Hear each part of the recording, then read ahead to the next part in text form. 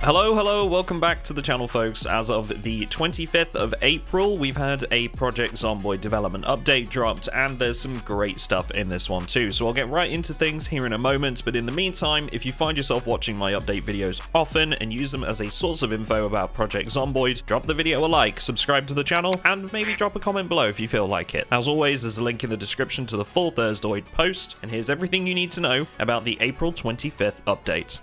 Now, the devs start this one off strong with something that I think is going to put a smile on a lot of people's faces. They give us a bit of context here that Build 41 had a new system for animations, but as of yet, the dev team haven't mentioned or shown any improvements to said system. That's set to come to an end with this dev blog though, as the team gives us a look at a new system known as Grapple Tech. Now, one important note here, the developers have said this may not make it into Build 42, but we have been given a look at some new animations involving two characters at once, one of which shows a survivor dragging zombie bodies to be disposed of outside their safe house, dragging from both the legs and the shoulders in two different animations. The other shows something which the modding community has provided for Project Zomboid in the past, that being dumping a body out of a window, but it'll be awesome to have a baked-in version as a standardized feature. Now, the Grapple Tech system allows this to happen by combining two characters, whether it be zombies or players, for the duration of an animation. Previously, these two characters have been animated separately, which is both incredibly challenging for the devs and results in some animations just not being quite as connected, with one or both characters interacting with the air around them rather than their target. According to the devs, it's not just a single fixed animation either, or a non-interactive cutscene. All interactivity inherent with the animation system remains throughout the animation, which I'd imagine might give us the chance to struggle out of a grapple, for example, though this isn't specifically stated in the dev blog. Both the team's animators and modders will be able to work with this system to bring together two characters in animations, which is fantastic to see, and the developers note that the possibilities are pretty endless for this. From zombies grabbing players, dragging us through windows, animal attacks and trampling, all the way to the possibility, the devs say, of mountable steeds one day. You know, real ones, not like the mod I covered a while back, as hilarious as that was. Really exciting stuff, but there's more to come.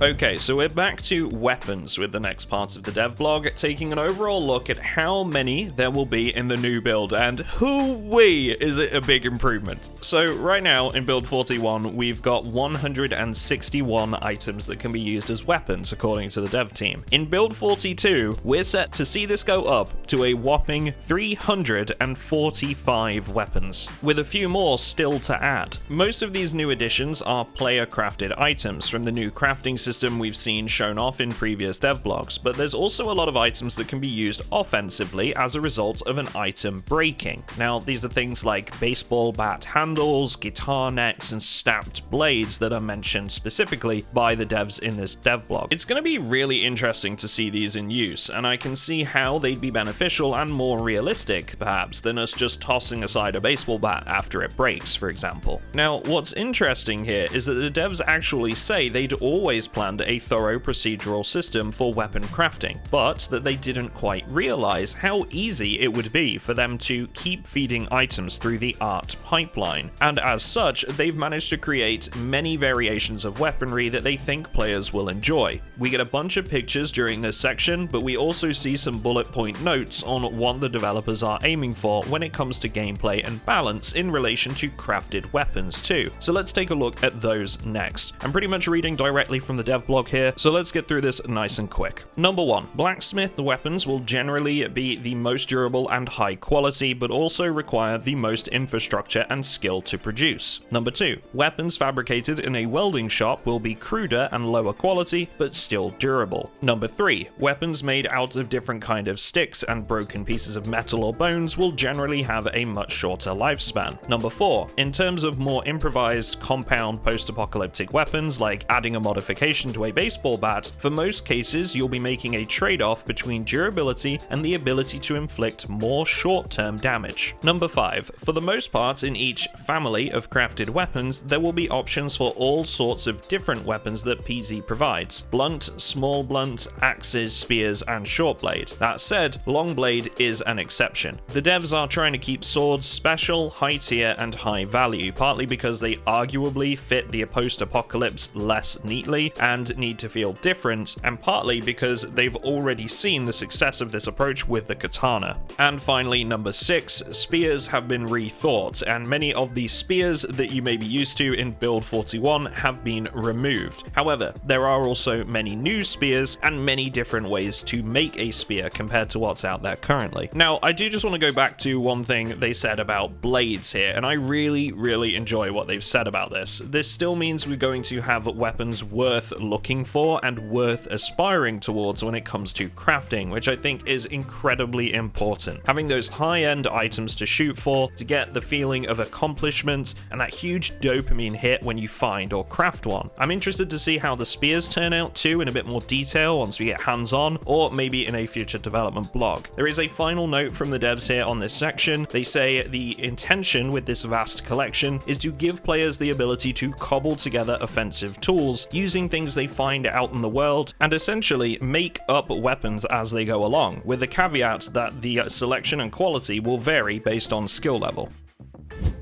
Next up, we're onto an update to the recipe magazines we know and love. Essentially, the team are revamping the existing magazines that can be found in the game, as well as adding a host of new magazines to make them much more individual and unique, rather than just being parts of a series. Each one will have unique cover art, different item models, and different names. The intention is, and I quote, to make things feel more funky and chaotic, like real life. Interestingly, we can see magazines in the list we're shown for not just weapons, but armor types too, like can reinforced armor, and even a magazine titled Real Spy Secrets brackets Hollow Books, which I'm sort of intrigued as to the purpose of. Maybe a unique way to store small weapons like knives or pistols. I can see that being a nice little feature for roleplay servers especially. Okay, so it's been a while since the devs talked about the changes to liquids coming to Project Zomboid, but we do get an update on that in this next section. The devs note that last time they shared some details with us, they were discussing hair dyes, and at that point in time, hair products were the only items that were actually converted over to this new system. Now, all liquids are working within the new system, including water, gasoline, bleach, alcohol beverages, and milk from new animals. We get a small image in this one showing these different liquids in some separate bowls. Effects for drinking alcohol and poison have also been added this week by the dev team so that the characters will get appropriately drunk, sick, or just lose their life altogether. There are now visual effects for drunken characters, as well as a delay to character controls, which sounds like it'll either be hilarious or frustrating, or quite possibly both. Which, I mean, it should be if you've gone and got yourself drunk in a zombie apocalypse. We don't get a demonstration of this just yet, but fingers crossed we'll see this in future.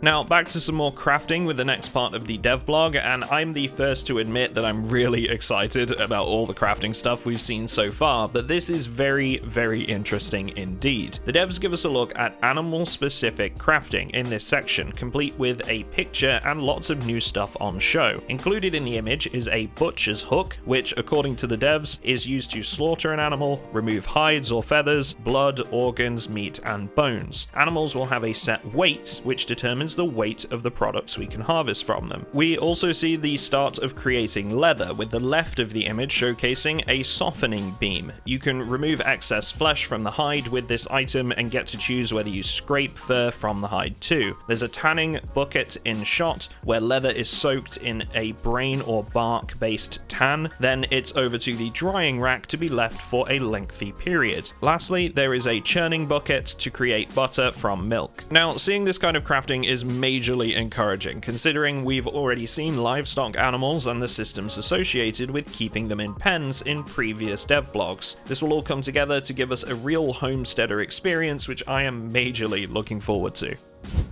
Okay, so this next part of the dev blog is one that is almost tailor-made for my duo partner Lucy, and I'm sure there will be a fair few of you folks that like to keep your safe houses in good, organized order with minimal clutter that will appreciate this upcoming feature too. We're given a very short video for this section, which essentially shows off the new packing and unpacking of items. This is designed to reduce the hoarding of items and messy base decor by offering a solution in the form of packaging for items that are stacked to a certain number. This is going to make organization and storage much easier. The developers also use this section to explain they're cutting down on the very long list of recipes currently in the game. They go on to say that this is being made possible by offering dynamic items that appear as a result of a craft, so that a single recipe can handle, in this case for example, packing or unpacking for several item types. So you won't have one recipe for packaging canned corn and another recipe for packaging canned beans. Instead, it'll just be one singular recipe that says package canned food, and this would apply to all of the eligible items. I assume it will also make that process much faster, since we'll be able to just go to the recipe menu and click the same button over and over until everything is packaged. Now, they don't mention using this for other aspects of the game, but I'm going to speculate here that if this does work, we might see similar principles applied to other aspects of the game too, like filling bottles or chopping food items.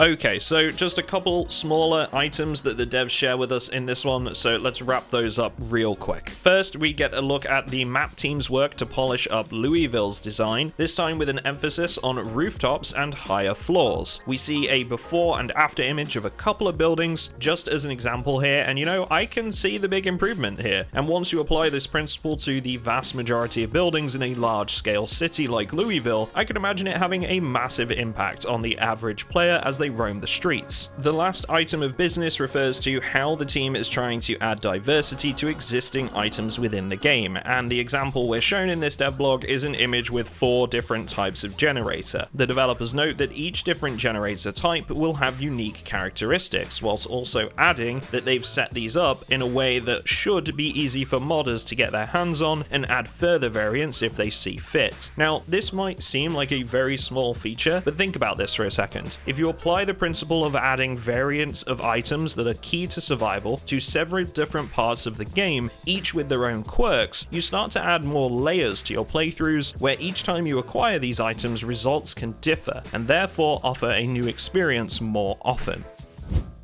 So that's just about it from me in this one, folks. As always, it's been my pleasure to bring you the latest Project Zomboid news, and once again, there is a link in the description to the full blog post if you still want to give it a look. Special thank you, as always, to my Patreon subscribers who pay £3 a month to support what I do, get insider access to every part of my community, and play on our whitelisted Patreon server, where we host unique themed Project Zomboid wipes every single month, complete with regular community events. Seriously, couldn't do without you guys, and if you want to join them, there's a link in the description for that too. Thanks everyone, and I will see you all in the next one.